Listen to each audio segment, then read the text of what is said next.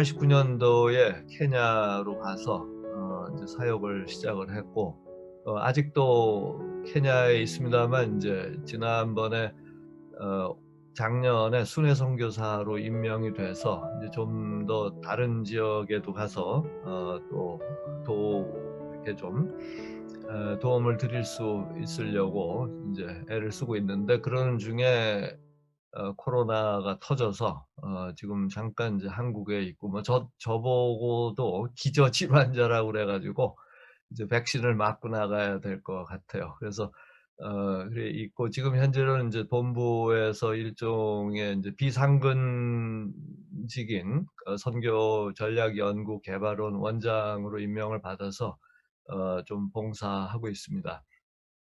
아직은 이제 저쪽에 케냐에 아프리카 인터내셔널 유니버시티, 아프리카 국제대학 나이로비에 있는 거기 산하의 이제 그 신학대학원, 복음주의 신학대학원에서 계속 있고, 이슬람권 선교학 쪽으로 계속 해서 이렇게 이제 현지, 특별히 이제 아프리카 분들을 훈련을 시키고, 이제 학위 과정인데 석사 과정하고 박사 과정까지 PhD까지 시작을 해서 이슬람권 선교학을 훈련하고 있고, 플러에서도 2002년도부터 선교학의 문화인류학과 이슬람권 선교학 교수로 봉직하고 있습니다.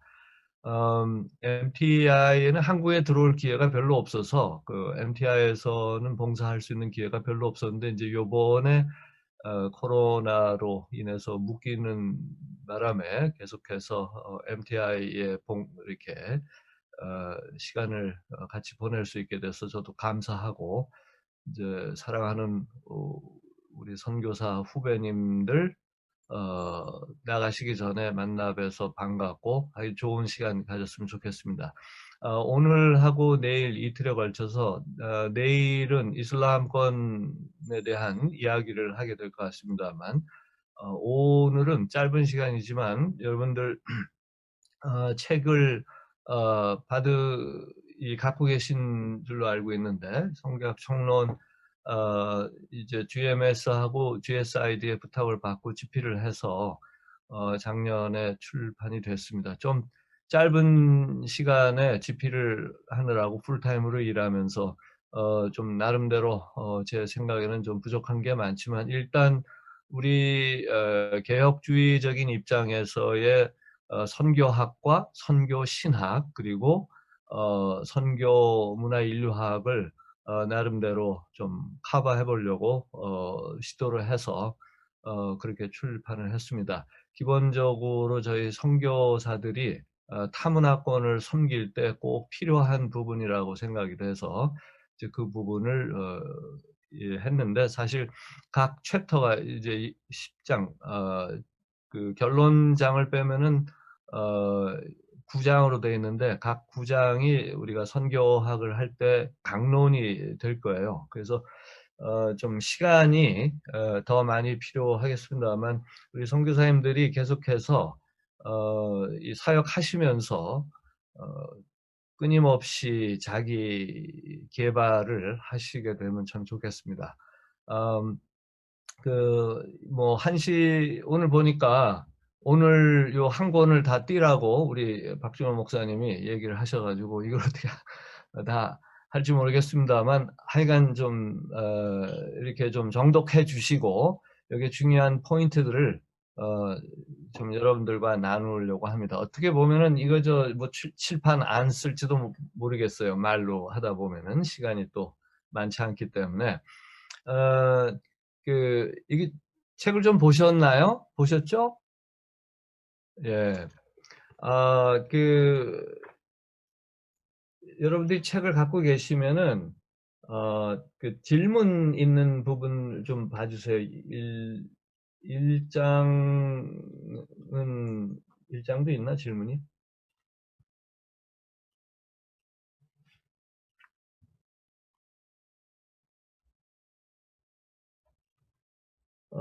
있군요. 이따가 이제 쉬는 시간 뒤에 문화에 대해서 얘기할 때 좀 말씀을 좀 드리겠습니다만, 선교라고 하는 개념 정리가 일단 필요하고, 이 짧은 시간이니까 제가 화두만 좀 던질게요.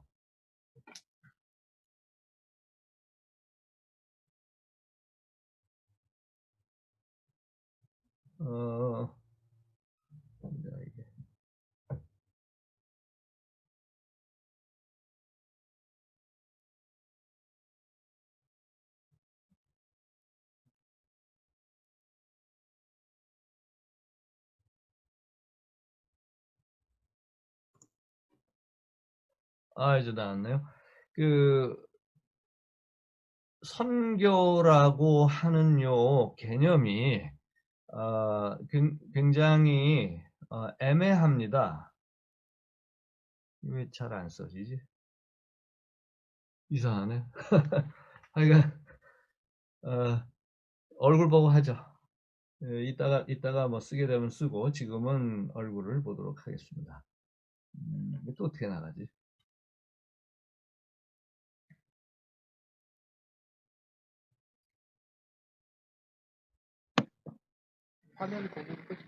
예, 됐네. 이거 뭐, 이 테크놀로지가 어렵습니다. 여기 어, 토론을 위한 질문들을 중심으로, 왜냐하면 이제 질문을 만들 때 제가 그 각 챕터의 각 장에서 좀 중요하다고 생각되는 개념들을 좀 이제 정리하는 차원에서 했기 때문에, 어, 우리 짧은 시간, 1시간에 이거를 좀 커버하려면 좀 질문을 봐주시면 좋을 것 같아요. 그 19질문의 1번을 보면은 19세기에서 20세기 그 서구 교회 선교사들이 헌신을 많이 하시고, 우리도 양화진에 가 보면은 그 우리 묘들이 있는데, 그런 희생을 치렀음에도 불구하고 시행착오를 많이 겪은 것들이 많죠. 뭐 완벽한 게 있을 수 없으니까. 그래서 우리가 타산지석으로 우리 앞에 있었던 선교를 수행했던 그 외국, 특별히 서양 선교사님들의 선교를 그분들 스스로 분석하고 반성한 것들을 공부할 필요가 있습니다. 단순히 그분들의 위인전을 보고 감동을 받아가지고 선교사로 헌신하는 게 아니고, 그분들이 실제로 어떠한 사역을 어떻게 했는가를 배우는 것이 굉장히 중요합니다. 선교 역사에서 배움으로 말미암아 우리가 불필요한 시행착오를 겪지 않아야 되는데, 지난 이제 30년 넘게 현장에 있어 보면서 저를 비롯해서 우리 그 선배님들이 교단을 초월해서 안 해도 될 시행착오가 너무 많고, 서양 분들이 이제는 이거 아니다 해가지고 반성하고 안 한 거를 모르니까 열심히 하다 못해 더 하는 그런 경우가 있어요. 그리고 현지에 있는 분들, 우리랑 문화가 다른 분들이 우리를 어떻게 인식하고 우리를 어떻게 바라보며 어떻게 느끼고 어떤 생각을 하고 있는지에 대해서 별로 관심이 없고, 우리의 열심으로 열심히 우리가 생각하는 그 선교, 내가 생각하는 이게 선교다 생각하는 것이 성경적으로나 선교 역사적으로나 선교 신학적으로 정리되지 않은 내 머릿속에 선교라고 그냥 교회에서 일반적으로 듣고 선교사님들 간증이나 선교 보고를 통해서 배운, 정리되지 않은 그 선교를 열심히 하는데, 이게 자칫 잘못하면 1년, 2년 지나서 10년, 20년, 30년, 40년도 할 수 있다는 거죠. 그러고 난 뒤에 이제 역사적으로 평가를 받게 될 터인데, 그러다 보니까 이 보면은 선교는 어떤 분들은 뭐 제가 신학교 다닐 때도 수십 년 전에 그런 얘기를 해요. 그냥 몸으로 때우는 거라, 그냥 뭐 실천하는 거다, 뭐 이렇게 생각을 하고, 선교는 공부하는 거 아니야, 뭐 이렇게 생각들을 하는 분들조차 있었던 적이 그 기억이 납니다. 요즘은 어떤지 모르겠는데, 그러다 보니까 그냥 막 선교는 막 타 지역에서 뭐 저 오지에서 뭐 미개한 민족들을 개화시키기 위해서 아직도 이런 개념을 갖고 진짜 세계를 모르고, 대한민국 조그만 한반도도 두동강난 우리 안에 있는 그 역사 속에서 형성된 문화적 패러다임에 갇혀서 세계를 바라보는 걸로 열정은 있으니까, 복음은 깨닫고 주님의 사랑은 경험을 했고, 이 복음에 대한 확신과 이것 때문에 선교사로 헌신을 했고 예수를 믿지 않는 많은 민족에 대한 지식도 있기 때문에 나아가긴 나가는데 실제로 사람에 대해서 특히 타문화권, 타종교권에 있는 사람에 대한 이해 없이 우리의 생각으로 나갈 수 있는 그런 위험성이 선교라고 하는 이 대중화된 선교 개념의 위험성을 갖고 있는 경우가 많다는 것입니다. 그러다 보니까 인제 쪼끔 이제 인식이 생겨서 '아 이게 아닌데.' 하고서 인제 하는 분들이 이제 선교학 책들을 보고 인제 과거 서구 선교사님들이 했던 것들을 보면은 거의 대동소이해요. 뭐 선교신학 쪼끔 공부해 보신 분들은 아시겠지만 역사적으로 해 아래 새 것이 없고 옛날에 우리 뭐 데이빗 리빙스톤이라든지 윌리엄 캐리 또 누구죠? 뭐 애도나이럼 저드슨 같은 분들, 허드슨 테일러 이런 분들의 위인전들은 많이 봤단 말이에요. 그런데 위인 그분들이 참 위인으로 사신 거 있는 건 사실이긴 하지만 인간이고 또 타문화권에 있었고 또 서구 문화라고 하는 배경을 갖고 온 분들이기 때문에 그분들이 완벽할 수 없고 또 여러 가지 평가가 서로 어긋나는 경우도 있고 그래서 우리가 좀 다양하게 들여다볼 필요가 있는데 그냥 감동적인 것만 우리가 선택해서 믿고 또 선택해서 감동받고 그래서 그것을 갖고 만일 우리가 선교라고 생각을 한다면 굉장히 이 좀 오류가 계속해서 발생할 수 있는 그런 확률이 굉장히 높다 하는 말씀을 좀 드리려고 합니다. 그래서 이 부분들을 좀 보시면서 이 뭐 짧은 챕터에다가 좀 간단하게 썼습니다만 뭐 데이빗 리빙스턴이 아프리카의 그 당시의 상황을 돕기 위해서 삼시 정책을 했지만 그럼에도 불구하고 서구의 문화 우월주의를 극복하지 못해서 생긴 그 후유증이 오늘날까지 있습니다. 제가 인제 아프리카의 복음주의 신학대학원에서 교수로 있으면서 뭐 백인 교수님들도 많이 이렇게 아직도 많이 있죠. 인제 젊은 사람들이 오는데 젊은 교수들은 확실히 달라요. 그런데 옛날에 제가 이제 거기 지금 한 지 거의 인제 만 19 년째인데 그 제가 2002 년도에 부임했을 때만 해도 인제 연세 드신 서구 교수님들 계셨는데 굉장히 헌신적이고 뭐 제가 존경하는 분들 많이 있습니다. 그럼에도 불구하고 커리큘럼이나 또 실제적으로 커리큘럼이 중요하죠. 인제 우리 신학교에서 아프리카의 콘텍스트에 대해서 아프리카 현장에 대한 이해가 굉장히 적은 서구의 신학 커리큘럼을 그대로 갖다 쓰기 때문에 해결이 안 되는 부분들이 너무 많이 있어요. 그래서 저는 현장 선교사로 바로 신학교로 간 것이 아니라 처음부터 무슬림 지역의 케냐 북부의 교회 개척과 전도 사역하면서 현장에 이렇게 막 들어가서 그분들하고 같이 어 생활하고 또 그들 언어 배우면서 제가 깨달은 게 뭐냐면 '아 내가 이 사람들을 모르는구나.'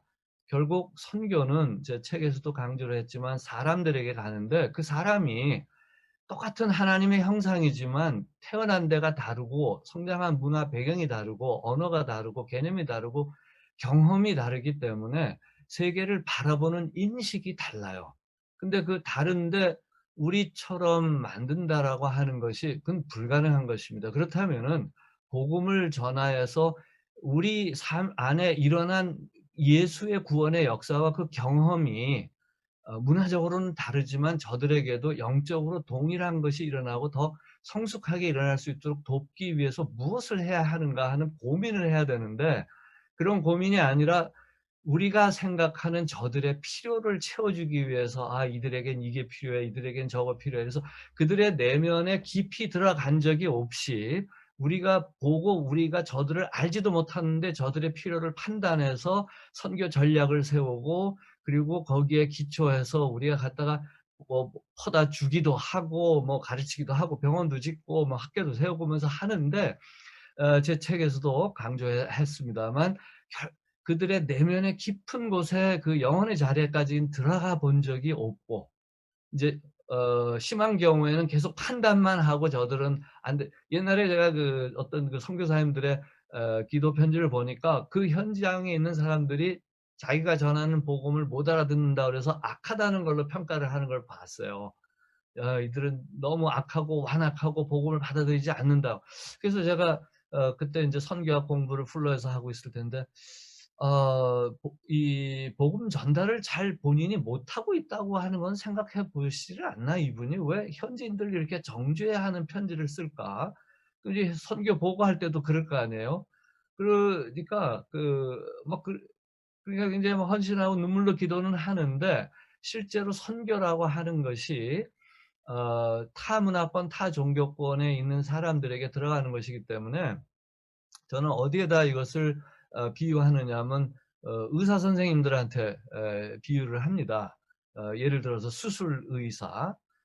수술을 하려면 사람의 몸을 알아야 되잖아요. 그래서 어디가 아프다 그러면은 그 아픈 데를 잘 진단해서 그쪽에 맞는 그 시술을 하고 약도 투여를 해야 되는데 그냥 어디가 아프다 그러면은 어 이 사람 몸을 잘 모르면 여기도 수술 칼로 그냥 찔러 보고 저기도 찔러 보고 그래서 피를 많이 내다 결국 그 사람이 죽어 버릴 수도 있다는 거죠. 그래서 뭐 수술의를 입고 뭐 병원도 뭐 짓고 시설도 다 갖추긴 한 것 같은데 의사 자체가 사람의 몸을 알지를 못한다면은 뭐 여기저기 시술을 해 보다가 뭐 그냥 끝나 버리는 그런 우스운 말도 안 되는 그런 비유를 들게 되는데 우리 선교가 자칫 잘못하면은 그렇게 될 수 있고 또 많이 실제로 그렇게 해 왔습니다. 그래서 우리 후배님들은 나가실 때 뭐 우리가 완벽할 수는 없지만 이러한 부분들을 우리가 좀 미리 인지하고 과거에 서구 선교사님들이 이미 반성하고 이에 대해서 선교학은 반성학이에요. 이 저 선교를 안 해본 사람이 선교학 책을 쓸 수는 없어요. 이게 선교사 경험을 안 해보고 선교학을 책을 썼다 하는 거는 인제 뭐 한 부분적으로 뭐 역사적인 문헌학 정도는 될 수 있겠지만 실제로 선교라고 하는 거는 사람을 만나는 경험에 기초한 그런 인간 이해를 갖고 이 성경의 빛에 비추어서 예수님의 선교에 예수님이 하신 그 하나님의 선교의 그 빛으로 우리가 조명하고 반성하고 그다음에 또 다음을 기획하는 그런 학문이기 때문에 이게 뭐 이론과 실천이 다 들어가 있는 굉장히 방대한 그런 학문입니다. 그런데 경험이 없으면 이제 어려운 거죠. 근데 사람들은 이제 경험을 해 보면은 이게 그 참 쉽지 않은 것이라는 것을 알게 되는 거죠. 이제 목회는 동일 문화권에서의 사역이라면은 이제 선교는 타 문화권에서 사역이기 때문에 비슷한 부분들이 물론 있지만 굉장히 달라요. 때로는 이제 우리 그 목사님들하고 우리 친구 목사님들하고 인제 얘기를 하면서 선교 얘기를 하는데 많은 경우에 보통 본인들의 경험에 의해서 우리가 모르는 영역도 인제 해석하고 분석도 하는 게 있는데 경험이 없으면은 분석에 어떤 부분들이 빠져 있습니다. 그래서 이런 부분들을 선교사님들이 채워 주실 수 있어야 되기 때문에 사실 굉장히 그 중요한 영역이죠. 그래서 그 서구 선교사님들이 이 본국에서 경험해 보지 못한 분들에게 타 문화권, 타 종교권에서의 복음 사역을 정리를 하면서 "이렇게 해야 된다."라는 얘기도 하지만 이렇게 못했다. '아 이걸 미스했다.'라고 하는 반성학에서 출발한 것이 20 세기 중반의 선교학입니다. 그러다 보니까 특별히 1974 년도에 여러분들 잘 아시는 로잔 선교 대회를 기점으로 해서 존 스타트라든지 뭐 다들 돌아가셨지만 또 빌리 그레햄 같은 분들이 이제 주도적으로 해서 이 자유주의 WCC 중심으로 한 선교학의 에큐메니칼 운동이 교회론에서 인제 문제가 생기면서 타문화권 선교가 마치 필요가 없는 것처럼 하고 복음 전도의 구속사적인 그런 접근이 마치 이 옛날의 퇴물처럼 느껴지면서 사회 변혁, 사회 개혁, 정의 쪽으로 가는데 물론 그 부분들이 필요를 하긴 하죠. 복음주의자들이 그걸 놓치고 있는 부분들이 있었습니다만 그 부분들이 마치 이제는 불필요한 것이거나 그냥 여러 선교들 중에 하나인 것처럼 이렇게 되면서 로잔 선교 운동이 인제 그 선교 신학적으로 말하면 이걸 좀 정리를 해야 되겠다 해서 이 복음주의적인 삼위일체의 선교 신학과 예수 그리스도의 십자가의 구속을 다시 한번 재천명하는 그러한 선포를 함과 동시에 반성을 하게 됩니다. 그때 인제 기여했던 분들이 그 수많은 선교학자들 레슬리 뉴비긴부터 해서 뭐 인제 그 한 분에 대해서 얘기하려도 굉장히 많은 게 있겠습니다만 뭐 그런 분들 이제 저희 은사였던 뭐 여러분들 뭐 풀러에 있는 교수님들 뭐 이런 분들이 다 선교사 출신들이 그 이 복음주의 입장이 어떻게 가야 되는가를 얘기를 하는데 많은 내용들을 들여다보면은 우리가 그동안 이러이러한 점들을 간과했다. 이런 부분들을 무시해서 우리 서구 교회가 선교를 잘 못한 부분들은 이거다. 그러므로 이렇게 가야 된다고 생각한다라고 나온 것이 선교학입니다. 그래서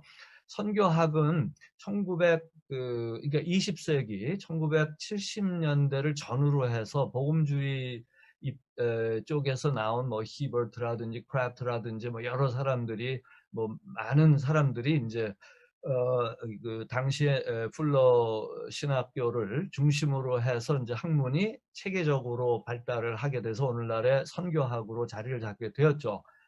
그래서 보면은 저도 거기서 공부를 할 수 있는 어떤 이제 특권을 갖고 들다 보니까 서구 분들의 시행착오를 정리를 해서 인제 어떤 그 모델들을 제시를 했는데 또 제가 선교 현장에서 비서구인으로서 코리안으로서 또 아프리카라고 하는 제3의 문화권에서 사역을 하면서 또 아프리카의 복음주의자들의 이야기들을 들어보니까 서구의 선교학도 한계가 있어요.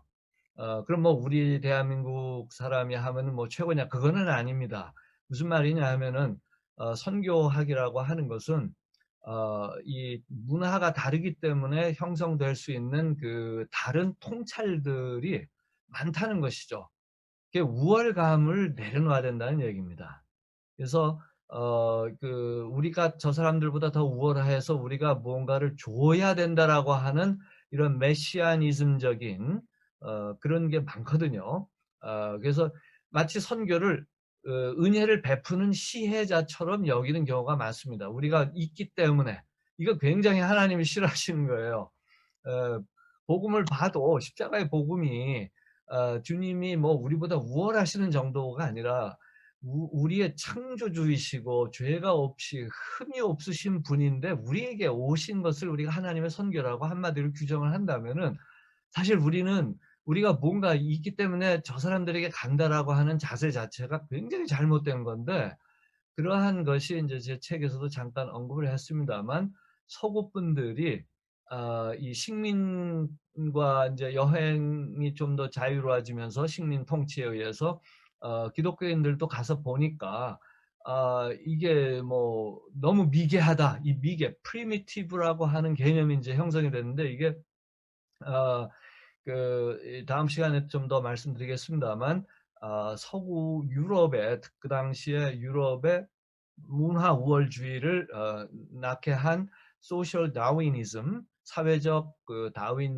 다윈이즘, 다윈주의니까 뭐죠? 그 진화론이죠. 사회 진화론과 문화 우월주의가 팽배했을 때 그때가 또 식민주의 때였기 때문에 그때 또 영국이 뭐 해가 지지 않는다 그러면서 교회 역시 선교사들을 많이 보냈고 또 미국도 마찬가지였고 오스트레일리아 당시에 서구 식민의 강대국이 그 우리나라도 좀 그렇지 않습니까? 저도 뭐 같은 그런 경험을 해 보는데 대한민국이 좀 어 괜찮고 삼성이 어쩌고 뭐 이렇게 하니까 이게 나도 인간인지라 바깥에 나가면은 사람들이 코리아 알아주면은 뭐 굉장히 기분이 좋고 뭐 자신감이 드는 게 사실이에요.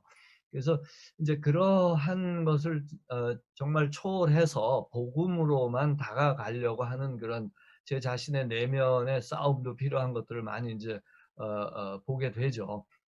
그래서 그런 문화 우월주의가 선교와 교회 선교에 굉장히 영향을 많이 미쳤다. 그건 뭐냐 하면은 세속주의가 들어온 거죠, 쉽게 얘기하면은.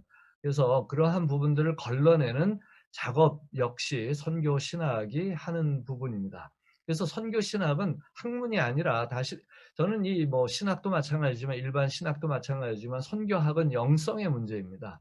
우리 다 이 학문이라는 것이 꼭 뭐 우리는 한국에서 이 공부를 한다는 것이 이게 굉장히 뭐가 개념이 잘못돼 가지고 연구하고 고민하는 게 공부인데 공부하면 뭐 외우고 시험 봐 가지고 뭐 출세하는 데 쓰는 거를 공부라고들 가르 어려서부터 초등학교 때부터 배워온 그런 사회이기 때문에 이 공부한다 그러면 사람들이 '아 그 공부가 뭐 필요해. 뭐 열심히 사역하고 섬기면 되지.' 근데 그게 아니잖아요. 이게 과거에 진짜 이 성교가 어떻게 됐는가를 알아봐야 오늘날 우리의 현 주소도 우리가 어디에 있는지도 알 수 있는 것이고 그래서 그러한 면에서 제 책이 부족하지만 여러분들이 좀 잘 정독해 주시고 고민해 주시길 바라고 그다음에 인제 어 2 장으로 넘어가면은 어 선교라고 하는 용어에 대해서 하나 더 말씀드리겠습니다. 미션. 이 미션이라고 하는 게 뭐 선교학 책들이 많이 번역이 돼 있는데 선교, 한국말로 선교할 때 선교가 주는 이미지 이게 인제 심리학에서는 인제 스키마라는 말을 쓰는데 우리가 어떤 단어를 딱 떠올리잖아요. 그러면은 그 단어가 예를 들어서 사랑 그러면은 사랑과 같이 떠오르는 그 느낌까지 떠올라요. 이 이제 쉬는 시간 지난 다음에 좀 그 문화의 개념에 대해서 좀 말씀을 드리겠습니다만 그리고 뭐 선교, 복음 뭐 이런 게 있으면은 사람들이 그 단어와 함께 이렇게 줄줄이 사탕처럼 같이 떠오르는 어떤 이 인지된 것들이 떠오르는 그 현상이 있습니다. 그거를 이제 심리학에서 인제 스키마라고 하는데 또 문화인류학에서는 cultural model이라는 말도 씁니다. 문화적 모델이라는 말을 쓰는 거예요. 그러니까 예를 들면 제가 그 아프리카 형제들에게 어 "결혼이라고 하는 것이 뭐냐?"라고 이제 물어보면은 결혼을 이제 설명을 막 하려고 문장을 만들 거 아니에요, 머리에서. 근데 결혼 그러면 이제 쉽게 얘기해서 "결혼 그럼 떠오르는 생각들, 단어들을 한번 얘기해 보셔." 그러면은 우리 저희 이제 캐나다나 영국이나 미국에서 온 학생들이 있어요. 저희 이제 선교사 젊은 친구들 중에 인제 선교사 헌신자들이 인제 저희 학교에 와 가지고 같이 아프리카 학생들하고 공부하는 학생들이 있습니다. 그래서 서구 백인들이 떠오르는 그 단어들을 이렇게 모아 놓으면 요게 인제 하나의 문화적 모델이 되는데 고거하고 아프리카 친구들한테 "자 결혼하면은 떠오르는 단어들 써 보라." 그러면요 아주 다릅니다.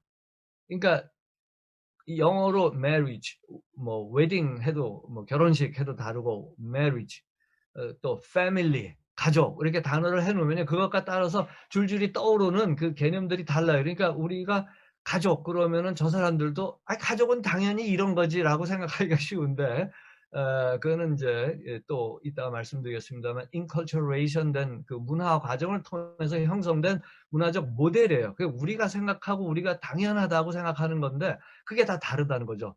마찬가지로 선교라고 하는 것도 굉장히 달라요. 서양 사람들이 선교 그러면 떠오르는 생각들이 다르고 우리 동양인들 한국 사람들이 선교 그래서 떠오르는 게 달라요. 물론 같은 것도 많이 있죠. 공통 분모도 많이 있는데 다른 것이 알고 보면 상당히 많습니다.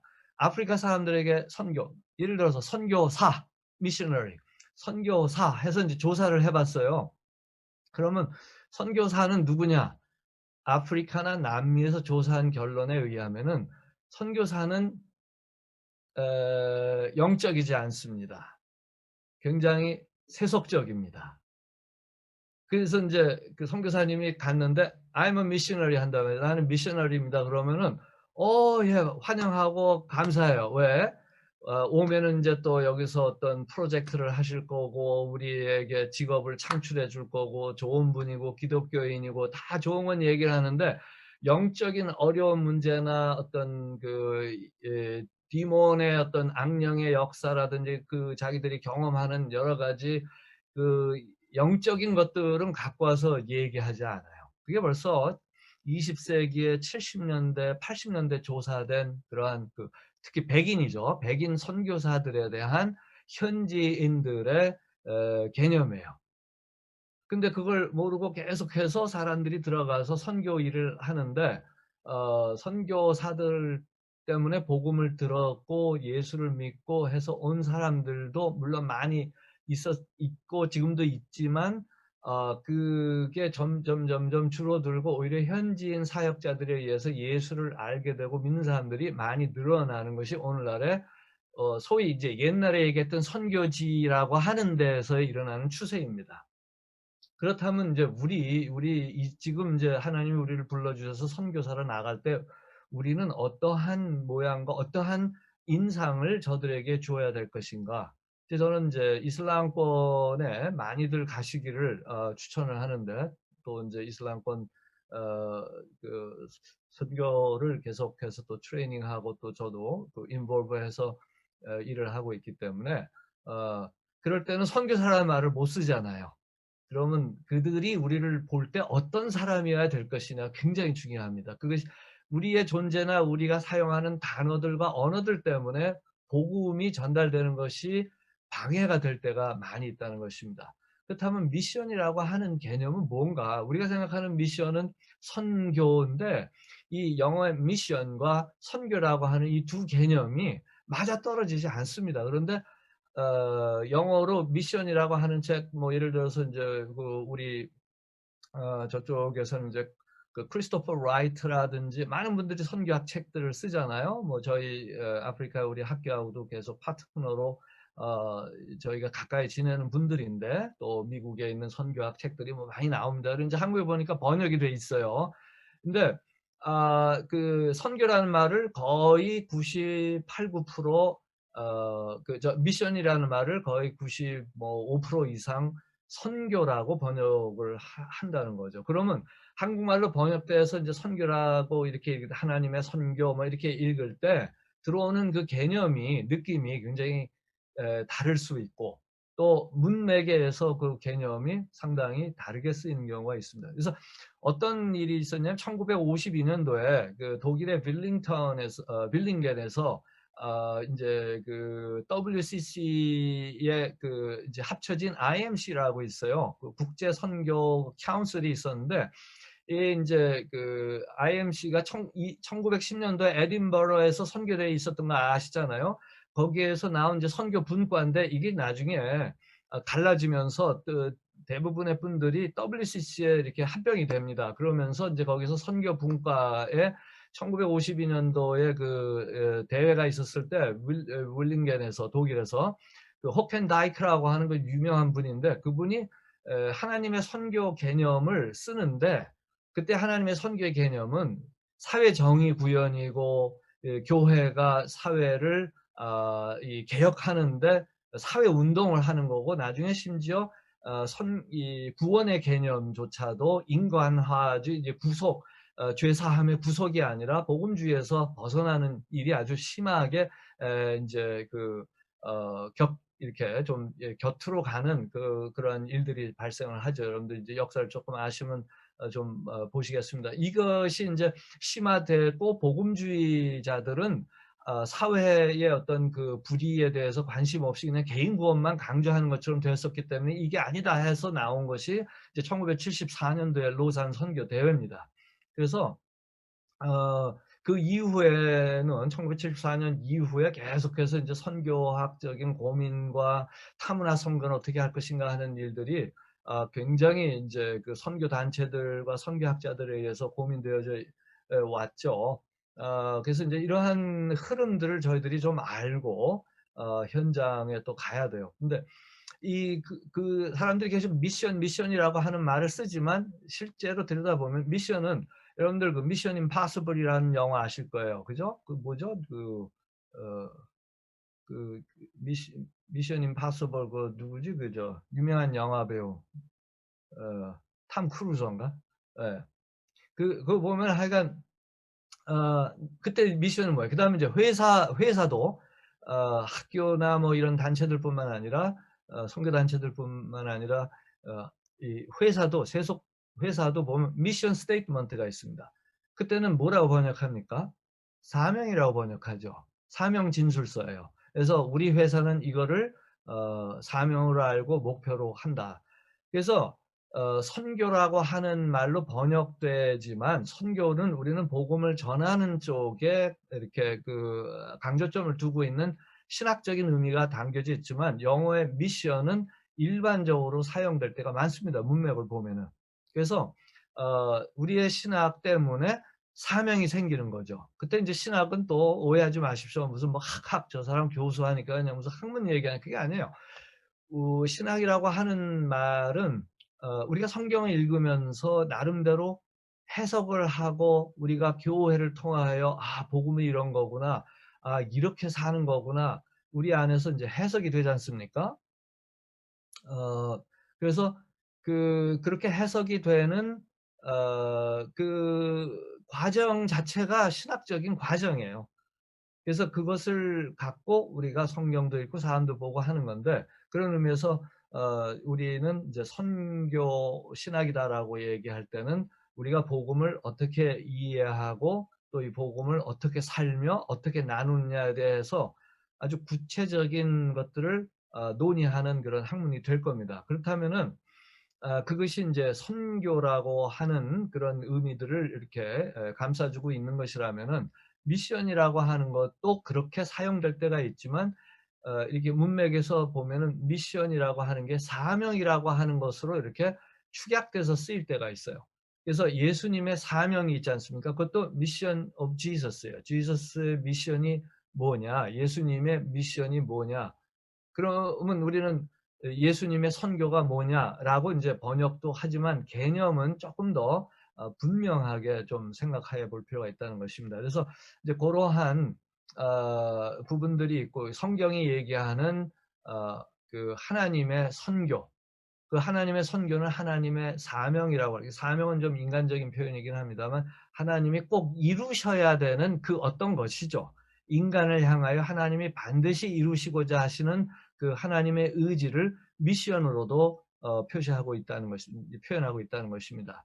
그래서 우리가 하나님의 선교에 동참한다라고 얘기를 하죠. 그것이 우리의 사명이죠. 그리고 그 사명이 구체적으로 좁은 의미에서 타문화권으로 이게 인제 나아갈 때 그것을 우리가 타문화권 선교라고 하고, 또 우리 지역 교회가 우리 지역 사회에서 예수 그리스도의 몸으로서의 역할을 감당하는 것을 또 교회의 선교라고 얘기를 합니다. 그래서 선교라고 하는 개념이 복음주의 진영 안에서도 굉장히 포괄적으로 사용되고 있는데, 그렇다면 이 모든 하나님의 선교에 우리 교회가 이 동참하는 이 선교는 무엇을 목표로 하는가가, 요게 인제 제가 제 책에서 지적하는 것처럼 그 선교학의 대가인 크리스토퍼 라이트라든지 뭐 다 우리 교류하는 분들인데, 뭐 그다음에 인제 뭐 스캇 선퀴스트라든지 인제 풀러의 전 학장이었던 분, 그다음에 뭐 좀 에스베리의 지금 총장으로 있는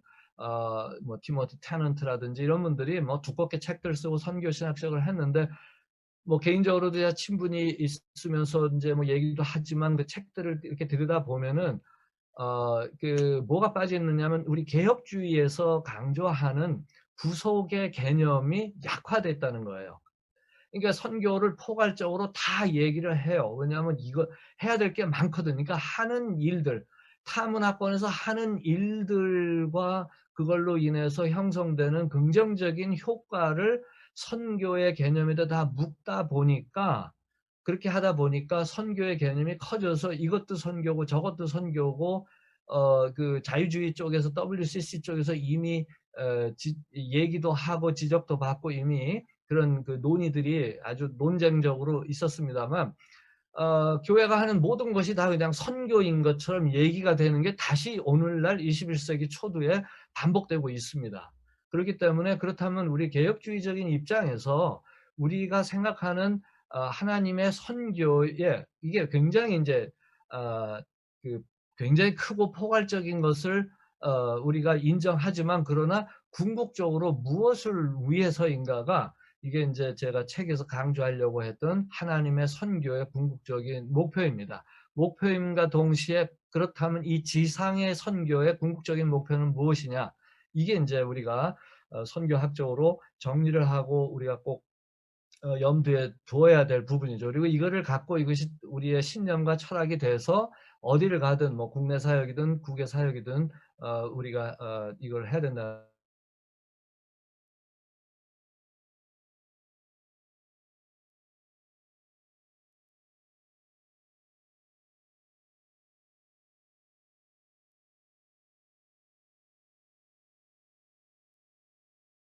3 장을 기점으로 하는 거죠. 이게 굉장히 저는 중요한데 크리스토퍼 라이트 같은 분들 복음주의 선교학자들이 대가들이 얘기하는 건 창세기 1 장에서 하나님의 문화 명령에서 하나님의 선교 또는 하나님의 사명이다라고 거기서 시작한다라고 얘기하는데 저는 거기에 대해서 어 아니라고 생각합니다라고 제가 인제 이야기를 하는 거죠. 하나님의 운행과 전체적인 역사하심은 창세기 이전부터 있었던 것이지만 그러나 인간을 창조하시고 하나님의 형상으로 인간을 창조하시고 그리고 이 인간을 창조하셨을 때 그 인간은 다른 피조물들과 다르지 않습니까? 어떻게 다릅니까? 하나님의 형상이에요. The image of God, 이마고 데이라고 하는. 하나님의 자신의 형상으로 이건 도대체 우리가 뭘 의미하는지 알 길이 없어요.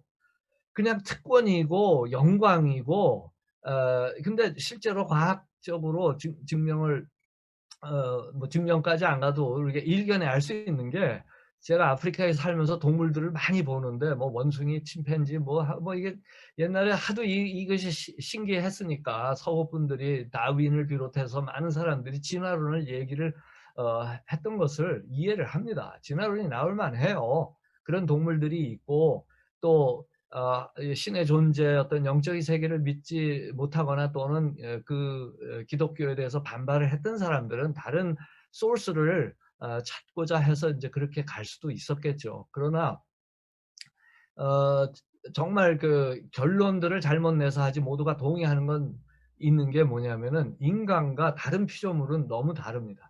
특히 언어라고 하는 거는 영적인 증명이에요. 언어 있는 데가 없어요. 사인은 있죠. 뭐 동물도 개도 짖고 감정 표현하고 뭐 오랑우탄도 보면은 어느 정도의 뭐 표현도 하고 뭐 있는데 인간의 언어하고는 뭐 비교가 안 되죠. 인간의 언어와 그다음에 또 사고와 어떤 창의력, 특히 creativity, 창의적인 어떤 거는 동물들의 어떤 패턴 따라서 하는 거하고 인간의 창의성은 도저히 비교가 안 됩니다. 하나님의 형상으로 우리가 지음을 받았다라고 하는 것을 사실은 우리가 쪼끔만 생각해서 보면은 우리의 존재 안에서 신성이 어떠한 것이다라고 하는 것을 볼 수가 있는데 우리끼리만 있다 보니까 잘 못 보는데 이 동물들하고 있다 보면 요즘은 뭐 한국도 보니까 애완 요번에 들어와서 보니까 애완동물들, 반려동물들을 막 키우면서 엄마다 아빠다 뭐 그러고 이제 사람들이 자기들을 가리켜서 이렇게 하는 걸 보면서 저도 약간 옛날 사람이라서 그런지 모르겠지만 좀 희한하더라고요. 예. 하여간 동물들의 부모가 돼 가는 사람의 부모 되는 거에 너무 어려워서 그런지 하여간 뭐 그러는데 인간의 하나님의 형상이라고 하는 건 어마어마한 하나님이 주신 특권이고 이게 얼마나 중요한지 인간이 얼마나 중요한지는 십자가에서 증명이 되었죠. 하나님께서 그냥 구원하신 게 아니라 하나님이 그 인간의 형상이 되셔서 오셔서 우리의 모든 죄와 죄에 대한 책임인 guilt, sin과 guilt죠. 영어로 하면은 죄들과 지은 죄들과 그거에 대한 책임을 하나님 자신이 인간의 몸이 되어서 거기에 져서 이게 바울이 계속 강조하는 내용 아니겠습니까? 인제 제가 4 장에서도 강조하고 있듯이 그래서 십자가에서 그거에 대한 하나님의 진노를 불의에 대한 진노를 당신이 다 받으시고 그것을 통해서 우리를 구원해 주실 만큼 구원하셔야 할 만큼 그렇게 중요한 존재가 인간이라고 하는 것입니다. 그래서 이 선교, 하나님의 선교라고 하는, 하나님의 선교는 십자가를 통해서, 크리스토퍼 라이트도 십자가의 중요성을 너무너무 중요한 걸로 강조를 해요. 그렇기 때문에 이제 저의 결론은 뭐냐면은, 우리를 구속하신 십자가의 사건과 그거에 대한 하나님의 영광스러운 증명인 부활 사건을, 이 하나님이 하시는 다른 일들, 하나님이 하시는 모든 것들이 다 중요하지만 그 모든 것들 가운데에서 특별히 하나님 자신의 형상으로 창조하신 그 인간을 회복하는 것을 정점으로, 그것을 클라이맥스로 두셨다라고 하는 것을 부인할 수 없다는 것입니다. 그리고 선교학을 할 때 선교 신학적인 관점에서도 그 십자가의 그래서 이룬 하나님을 단순히 대속하셨다, 우리 죄를 용서해 주셨다 차원에서 끝나는 것이 아니라, 교리적인 그냥 고백, 그냥 외우는 것에서 끝나는 것이 아니라, 그것이 주는 implications, 그것이 주는 의미가 무엇인지, 즉 우리의 존재의 의미가 뭐고 왜 선교하는지, 이러한 부분들을 십자가 신학에 의해서, 십자가의 복음에 의해서 다시 한번 재조명해야 될 필요가 있는데, 선교학을 보면은 선교의 많은 것들을 다루다 보니까 그 부분이 굉장히 약화됐다는 것입니다. 없는 것이 아니라 약화됐다는 것이죠. 이것이 약화되면요, 선교의 동인인 모티프가 약화돼요. 십자가가 약화되고 부활에 대한 소망이, 그 소망에 대한 간절함과 주님이 다시 오셔서 새 하늘과 새 땅을 회복하실 것에 대한 종말론이 약화되면은 선교는 자칫 잘못하면 세속화돼 가지고 이것이 직업이 돼 버립니다. 그래서 선교사가 하나의 사명자가 아니라 직업이 될 수 있는, 종교적인 직업군으로 전락해 버릴 수 있는 것을 보게 되는데, 그것이 이미 서구 교회와 서구 역사에서 이미 증명이 됐기 때문에 우리 한국 교회가 정말 하나님 앞에서 바로 서기 위해서는 이 복음의 신학을 회복하는 길밖에 없습니다. 그래서 이게 선교학의 핵심은 사실은 복음이에요. 그리고 선교 역사를 돌아보고 이 복음 때문에 희생했고 양화진에 묻혔고, 또 계속해서 또 교회가, 또 현지의 교회들이 이것을 복음을 깨달았기 때문에 그들이 이미 선교적인 교회로 된 게 엄청 많거든요. 아프리카 교회 가서 저도 30년이 넘었지만 처음에 가서 보니까 이미 아프리카 교회 안에도 선교 운동이 이미 30년대 60년대 있었어요.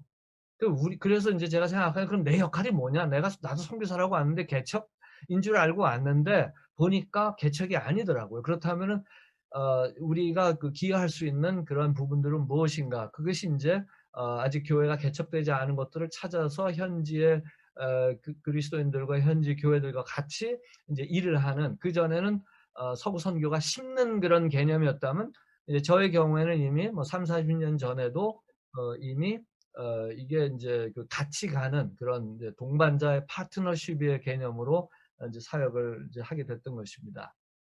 그래서 이제 그런 부분들을 제가 얘기하려고 했던 것이고, 그래서 이제 3장, 4장, 5장 다 끝난 것 같은데, 혹시 나머지는 여러분들이 책들을 좀 보시면서 좀 더 깊이 좀 생각하시고, 혹시 질문, 예, 좀,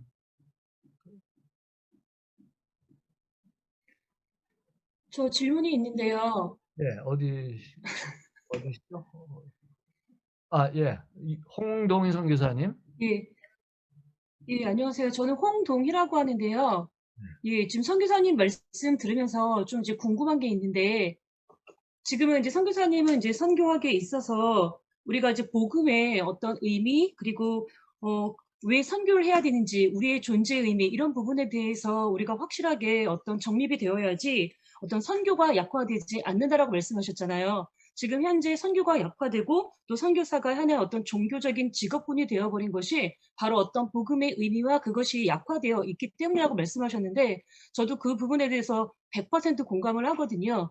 근데 지금은 이제 선교학이긴 하지만 또 사실은 우리나라 이제 대한민국의 교회들이나 또 우리가 사역하는 그 현지에서의 교회와 우리가 연결해서 함께 사역할 수밖에 없기 때문에 교회들 안에서도 이런 어떤 복음의 어떤 의미의 약화로 인해서 목사님들이나 사역자들이 하나의 어떤 종교적 직업군으로 이렇게 전락되어 버리는 그런 모습들을 보게 되는데, 그렇다면 선교사 자체도 그렇지만 우리가 현지 교회들과 연결해서 일하고 또 대한민국에 있는 후원하는 파송 교회들과도 할 때 그 교회들에게도 복음의 의미들에 대해서 다시 한번 우리 모두가 같이 가야 되는 게 아닌가 싶어서요. 그래서 그런 부분에 대해서 어떻게 하면 좋을까 한번 좀 선교사님의 말씀을 한번 좀 들어보고 싶습니다. 예, 홍승 기사님 아주 중요한, 굉장히 중요한 내용을 아주 전곡 찌르셨어요. 우리 선교사들은 저는 뭐 여러분들 여러분들이 갖고 있으신 어떤 스킬이나 기술이나 또는 그런 것들이 뭐 여러 가지가 있겠지만, 저 같은 경우에는 또 티칭이고 뭐 학문을 하는 사람으로서 그 부분을 해야 되고, 이슬람권 또 선교를 하다 보면요, 이 꼬란을 많이 읽어가지고 이게 그 남의 종교 연구하는 것이 늘 어, 그, 편안하지만은 않아요. 그 상당히 피곤한 부분도 있는데, 그러면 나는 뭐냐 하는 그 질문을 하게 되는데, 저는 복음 전도자라는 생각을 합니다. 그래서 복음을 전하는데, 그 복음을 전하는데 예를 들어 가지고 제가 케냐 선교사다, 그러니까 어떤 분들은 내가 케냐 사람들한테만 복음을 전하는 줄 아는 그런 경우가 있는데, 저는 사람이면 다 복음을 전합니다. 케냐에도 보면 뭐 인도 사람, 중국 사람, 백인들도 있고 흑인들 여러 나라에서 온 분들도 있고, 뭐 제가 케냐 분이십니까? 우간다 분입니까? 그래, 우간다 사람이라면 아유 뭐 좀 옆에 쓰십시오. 저는 케냐 선교사기 때문에 케냐 사람에게만 복음 전한다. 그게 아니듯이 저는 교회에 와서도 복음을 전합니다. 저는 우리 대한민국이건 뭐 한인 디아스포라 교회건 뭐 제가 사역도 해보고 또 공부할 때 목회도 좀 해보면서 그 참 안타까운 것들 많이 본 게, 교회 안에 계신 분들이 복음을 모르는 경우가 많고, 그래서 복 빌려고 교회에 오고 복 받기 위해서 교회에 오고, 이 아프리카의 그 교회들의 큰, 지금도 굉장히 선교적으로 심각한 이슈 중에 하나가 번영 신학이에요. 왜냐하면 너무 가난하고 질병이 많고 그러다 보니까 예수 믿고서, 이게 제가 그때 사역하다가 설교할 때도 이제 현지 분들에게 현지어로 치유에 대해서 얘기하면 아멘 소리가 큰데, 이런 것들을 좀 설명을 하려면은 이분들도 주무시거든. 그래서 현지의 그 아프리카는 스토리텔링이 굉장히 중요하기 때문에 이걸 스토리를 만들어서 설명을 하고, 또 저보다 스토리를 잘 만드는 우리 제자 목사님들이 그걸 할 수 있도록 이걸 하는 그런 일들이 굉장히 중요해요. 그래서 사람들이 듣고 아하가 깨달아져야 되는데, 복음을 듣고 아하가 깨달아질 수 있도록 어딜 가나 전해야 돼서, 뭐 한국 교회가 좀 세속화라든지 여러 가지로 어려운 부분들이 많이 있지만, 어, 주님 오실 때까지 도전은 많이 있는데, 우리의 역할은 저는 복음을 전하는 거라고 생각을 합니다. 그래서 이제 선교사님들이 선교 사역을 하고서 보통 이제 파송교회나 후원교회 가서 선교 보고를 하라고. 저도 어디 이렇게 가면은 선교사님이 오셨습니다. 김철수 선교사님이 오셨습니다. 이제 선교 보고하시겠습니다. 그래서 선교사는 보고하는 사람들로 알고 있더라고요. 근데 저는 보고도 하죠. 선교에서 제가 이런 사역을 하고 있고 뭐 이런 하고 있습니다. 그런데 그런 걸 통해서 주어진 시간이, 또 선교사님들이 또 하고 싶은 말들이 얼마나 많을 거예요. 그런데 또 선교사들이 또 어떻게 알려져 있느냐면 말을 못 끊는다로 알려져 있어요. 그게 선교사들의 또 그 오랜만에 한국말로 얘기를 하면은 또 시간을 좀 많이 갖고 싶은 것도 사실인데, 우리 스스로 제가 이제 여러분들의 이제 선배 입장에서 얘기한다면, 이게 조절을 잘 해가지고 선교 보고를 중요한 것들 딱 선교학적으로 정리해서 보고하고, 그 다음에 이 복음을 저분들에게 전합니다 했을 때 이 복음을 설명할 때 우리는 복음을 전할 수 있고, 제가 선교 보고 시간에 복음 전해서 복음에 대해서 깨닫고 저한테 문의 오고 그런 분들이 많이 있었어요. 그래서 복음을 전해야 되고, 약간 그 또 세월이 오래 흐르다 보니까 선교사들에 대한 그 인식, 그 현재 인식도 제가 말씀드렸지만, 본국에 오니까 또 본국의 인식도 많이 옛날과 다르고, 또 선배 선교사들이 또 또 잘 못한 부분들이 또 저희들이 또 많이 있었기 때문에 선교사들에 대해서 좀 부정적인 이미지를 갖는 분들도 있는 것 같아요. 옛날에 저희 때만 해도 잘 없었기 때문에 선교사 그럼 뭐 그냥 그 위인전에 나온 그런 사람들로만 생각해가지고 뭐 철인 내지는 초인처럼 생각했는데 보니까 그렇지 않고 오히려 뭐 여러 가지 사고도 생기고 그러니까 오히려 또 부정적인 생각하는 분들도 있고 굉장히 선교라고 하는 그 현장은 복잡하죠. 그때 우리가 스스로도 살리고 사람들을 살릴 수 있는 길은 예수 그리스도의 십자가의 복음을 어딜 가도 전해야 되고 이게 뭐 세속화됐다고 해서 뭐 인간의 영혼이 하나님의 형상이 뭐 바뀌는 것도 아니고 그래서 사실 그것이 우리의 도전이 되리라 생각이 됩니다. 감사합니다. 홍성회사의 말씀 아주 굉장히 중요한 거예요.